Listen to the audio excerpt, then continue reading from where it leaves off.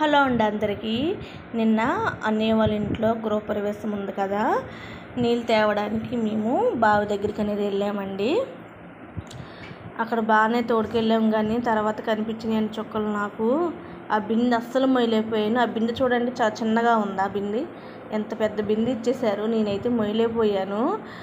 చిన్నప్పుడు అయితే బిందె మీద బిందె పెట్టుకొని ఒక చేత్తో బకెటు, తల మీద బిందె పెట్టుకొని మోసుకునేదాన్ని. ఎంత దూరం అయినా సరే బావిలో తోడుకొని మోసుకునేవాళ్ళం. మా ఊళ్ళో నీళ్ళు కరువు మాట. ఎంత దూరమైనా సరే వెళ్ళి బండ్రో సెంటర్కి వెళ్ళి అలా నీళ్ళు మోసుకునేవాళ్ళం. అప్పుడైతే చాలా సులువుగా మోసుకునేవాళ్ళం. అప్పుడు సన్నగా ఉండేవాళ్ళం కదా, మోసేసేవాళ్ళం. ఇప్పుడైతే కొద్దిగా డ్రమ్ములా తయారయ్యి ఆ బిందె కూడా మొయ్యలేకపోయాను. అసలు చాలా చాలా ఇబ్బంది పడ్డాను. బ్యాక్ పెయిన్ వచ్చేసింది, చేతులు తిమ్ముళ్ళు పట్టేసినాయి.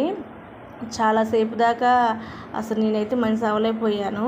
అయినా సరే ఇవన్నీ కార్యక్రమాలు చాలా సంతోషంగా చేసుకున్నాం. చాలా సంతోషంగా జరిగింది, అంతా బాగా జరిగింది. ఉదయం వెళ్ళిన కాడి నుంచి సాయంత్రం దాకా చాలా బాగా జరిగింది. ఏ ఇబ్బంది లేకుండా మేము సత్యనారాయణ వ్రతం కూడాను బాగా చేశారు పంతులు గారు. మా పంతులే అన్నమాట. మా పంతులు ఎందుకు అంటున్నానంటే, చిన్నప్పటి నుంచి మేము ఆ గుడి దగ్గరే ఆట పాట ఆడుకొని చేసుకొని మేము అక్కడే పెరిగాము.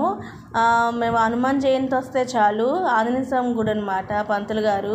హనుమాన్ జయంతి వస్తే చాలు మొత్తం అన్ని కడిగి శుభ్రాలు చేసి అన్ని బొట్లు పెట్టేవాళ్ళము. చాలా సంతోషంగా చిన్ననాటి జ్ఞాపకాలు అన్నీ గుర్తొచ్చినాయి. చాలా సంతోషంగా మేము